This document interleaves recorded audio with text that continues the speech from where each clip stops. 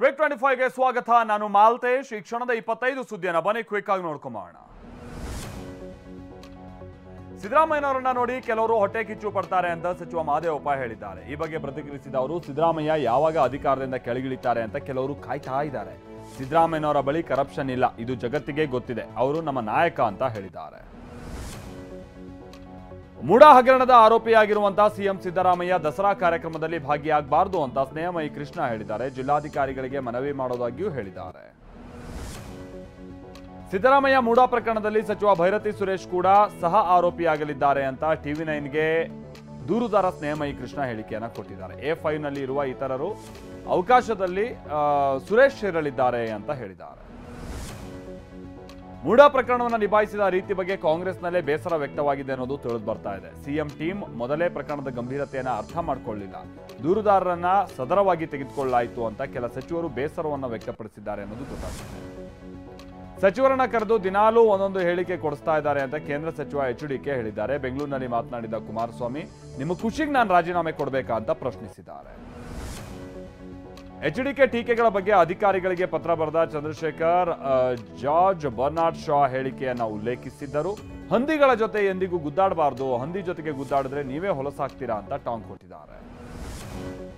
Lokayukta ADGP Chandrashekhar ಪತ್ರ ವಿಚಾರವಾಗಿ HD Kumaraswamy ಪ್ರತಿಕ್ರಿಯಿಸಿದ್ದಾರೆ. ಬೆಂಗಳೂರಿನಲ್ಲಿ ಮಾತನಾಡಿದ HDK, ಎಲ್ಲೂ ತರಿಸಬೇಕೋ ಅಲ್ಲೂ ತರಿಸ್ತೀನಿ, ಆ ಲೆಟರ್ ಚೆನ್ನಾಗಿ ಪ್ರಿಪೇರ್ ಮಾಡಿದ್ದಾರೆ ಅಂತ ವಾಗ್ದಾಳಿ ನಡೆಸಿದ್ದಾರೆ. ಕೇಂದ್ರ ಸಚಿವ HD ಕುಮಾರಸ್ವಾಮಿ ತಪ್ಪು ಮಾಡಿದ್ದಾರೆ, ಹೀಗಾಗಿ ಬೇರೆಯವರ ಮೇಲೆ ಸುಳ್ಳು ಆರೋಪ ಮಾಡ್ತಾರೆ ಅಂತ ಸಿಎಂ ಸಿದ್ದರಾಮಯ್ಯ ಹೇಳಿದ್ದಾರೆ. ADGP ಚಂದ್ರಶೇಖರ್ ಹಂದಿ ಅಂತ ಉಲ್ಲೇಖಿಸಿದ ಬಗ್ಗೆ ನಾನು ಪ್ರತಿಕ್ರಿಯೆ ನೀಡಲ್ಲ, ಅವರಿಬ್ಬರು ವಿಚಾರವಾಗಿ ನಾನು ಮಧ್ಯ ಪ್ರವೇಶಿಸೋದಿಲ್ಲ ಅಂತ ಹೇಳಿದ್ದಾರೆ. ದೇವೇಗೌಡರು, ಕುಮಾರಣ್ಣ ಅವರು ಯಾವತ್ತೂ ದ್ವೇಷದ ರಾಜಕಾರಣ ಮಾಡಲಿಲ್ಲ ಅಂತ ನಿಖಿಲ್ ಕುಮಾರಸ್ವಾಮಿ ಹೇಳಿದ್ದಾರೆ. ಬೆಂಗಳೂರಿನಲ್ಲಿ ಪ್ರತಿಕ್ರಿಯಿಸಿರುವ ನಿಖಿಲ್, ನಮ್ಮನ್ನ ಈ ಸರ್ಕಾರ ಟಾರ್ಗೆಟ್ ಮಾಡ್ತಾ ಇದೆ, ಅದರಲ್ಲಿ ಸಂಶಯವೇ ಇಲ್ಲ ಅಂತ ಕಿಡಿಕಾರಿದ್ದಾರೆ. ಸಿಎಂ ತಡರಾತ್ರಿವರೆಗೂ ಸಭೆ ನಡೆಸಿದ ಮಾಹಿತಿ ಇದೆ ಅಂತ MLC CT ರವಿ ಹೇಳಿದ್ದಾರೆ. ಸಿಎಂ ಸಿದ್ದರಾಮಯ್ಯ ವಿರುದ್ಧ ಯಾರೆಲ್ಲ ಆರೋಪ ಮಾಡ್ತಾರೆ, ಯಾರೆಲ್ಲ ಪ್ರಶ್ನಿಸ್ತಾರೆ ಅಂತವ್ರ ಮೇಲೆ ಕೇಸ್ ಹಾಕೋದಕ್ಕೆ ಸಿದ್ಧತೆ ನಡೆಸಿದ್ದಾರೆ ಅಂತ ಆರೋಪಿಸಿದ್ದಾರೆ. ಮೈಸೂರು ದಸರಾ ಯುವ ಸಂಭ್ರಮ ಕಾರ್ಯಕ್ರಮದಲ್ಲಿ ಅಧ್ವಾನ ನಡೆದಿದೆ. ವೇದಿಕೆ ಮೇಲೆ ಆಯೋಜಕರು ಮತ್ತು ಕಲಾವಿದರ ನಡುವೆ ಗಲಾಟೆ ನಡೆದಿದೆ. ನೃತ್ಯ ನಡೀತಾ ಇರುವಾಗಲೇ ಅರ್ಧಕ್ಕೆ ಕಾರ್ಯಕ್ರಮ ಮೊಟಕುಗೊಳಿಸಿದ್ದಕ್ಕೆ ಕಲಾವಿದರು ಆಕ್ರೋಶವನ್ನ ಹೊರಹಾಕಿದ್ದಾರೆ. ಮೈಸೂರು ನಗರದ ಹೊರವಲಯದಲ್ಲಿ ತಡರಾತ್ರಿ ನಡೀತಾ ಇದ್ದ ಪಾರ್ಟಿ ಮೇಲೆ ಮೈಸೂರು ಹೆಚ್ಚುವರಿ SP ನಾಗೇಶ್, DYSP ಕರೀಂ ನೇತೃತ್ವದಲ್ಲಿ ದಾಳಿ ನಡೆದಿದೆ. ಈ ವೇಳೆ 150ಕ್ಕೂ ಅಧಿಕ ಯುವತಿಯರು ಯುವಕರನ್ನ ವಶಕ್ಕೆ ಪಡೆದಿದ್ದಾರೆ. ಮೈಸೂರಿನ ಹೊರವಲಯದಲ್ಲಿ ತಡರಾತ್ರಿ ಪಾರ್ಟಿ ನಡೆದ ಸ್ಥಳದಲ್ಲಿ ಯಾವುದೇ ಮಾದಕ ವಸ್ತು ಅಥವಾ ದ್ರವ್ಯ ಪತ್ತೆ ಆಗಿಲ್ಲ ಅಂತ TV9ಗೆ ಮೈಸೂರು SP ವಿಷ್ಣುವರ್ಧನ್ ಸ್ಪಷ್ಟನೆಯನ್ನ ನೀಡಿದ್ದಾರೆ. ಪಾರ್ಟಿಯಲ್ಲಿ ಭಾಗಿಯಾದಂತವರ ರಕ್ತದ ಮಾದರಿಯನ್ನ ಸಂಗ್ರಹಿಸಲಾಗ್ತಾ ಇದೆ. FSL ತಂಡ ಕೂಡ ಸ್ಥಳಕ್ಕೆ ಭೇಟಿ ನೀಡಿ ಪರಿಶೀಲಿಸಿದೆ. FSL ವರದಿ ಬಳಿಕ ಸ್ಪಷ್ಟ ಮಾಹಿತಿ ಸಿಗುತ್ತೆ ಅಂತ ಹೇಳಿದ್ದಾರೆ. ಮೈಸೂರಿನ ಹೊರವಲಯದಲ್ಲಿ ರೇವ್ ಪಾರ್ಟಿ ವಿಚಾರವಾಗಿ ಸಿಎಂ ಸಿದ್ದರಾಮಯ್ಯ ಪ್ರತಿಕ್ರಿಯಿಸಿದ್ದಾರೆ. SP ಈ ಬಗ್ಗೆ ಮಾಹಿತಿಯನ್ನ ನೀಡಿದ್ದಾರೆ. ಪೊಲೀಸರು ತನಿಖೆಯನ್ನ ನಡೆಸಿ ಕ್ರಮ ತೆಗೆದುಕೊಳ್ತಾರೆ ಅಂತ ಹೇಳಿದ್ದಾರೆ. ಹೃದಯಾಘಾತದಿಂದ YTPS ವಿದ್ಯುತ್ ಉತ್ಪಾದನಾ ಕೇಂದ್ರದ ನೌಕರ ಗಂಗಪ್ಪ ದಿವಾನಿ ಮೃತಪಟ್ಟಿದ್ದಾರೆ. ರಾಯಚೂರು ಜಿಲ್ಲೆ ಯರಮರಸ್ ಶಾಖೋತ್ಪನ್ನ ವಿದ್ಯುತ್ ಕೇಂದ್ರದಲ್ಲೇ ಘಟನೆ ನಡೆದಿದೆ.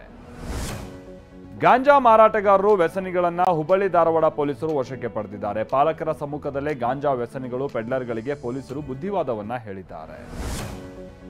ಸ್ಯಾಂಡಲ್ವುಡ್ ಚಾಲೆಂಜಿಂಗ್ ಸ್ಟಾರ್ ದರ್ಶನ್ ಜೈಲು ಸೇರಿ ಇವತ್ತಿಗೆ ಬರೋಬ್ಬರಿ 100 ದಿನ ಭರ್ತಿಯಾಗಿದೆ. ರೇಣುಕಾಸ್ವಾಮಿ ಕೊಲೆ ಕೇಸ್ನಲ್ಲಿ ಲಾಕ್ ಆಗಿದ್ದ ದರ್ಶನ್ ಜೂನ್ 22ನೇ ತಾರೀಕಿನಂದು ಜೈಲು ಪಾಲಾಗಿದ್ದರು.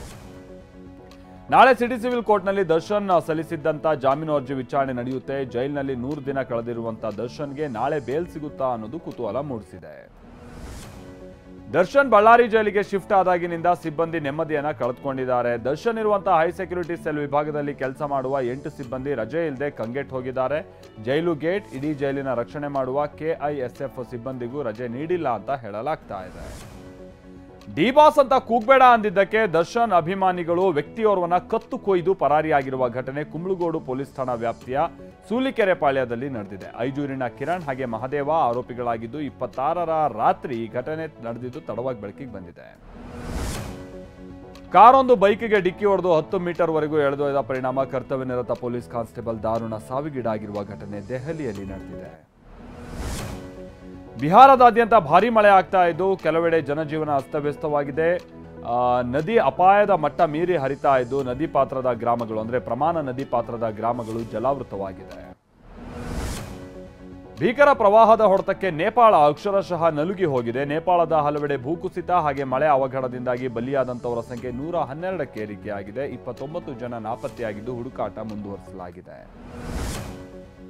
ಅಮೆರಿಕದ ಮೆಕ್ಸಿಕೋದಲ್ಲಿ ಜಾನ್ ಚಂಡಮಾರುತದ ಅಟ್ಟಹಾಸಕ್ಕೆ ಅನಾಹುತವೇ ಸೃಷ್ಟಿಯಾಗಿದೆ.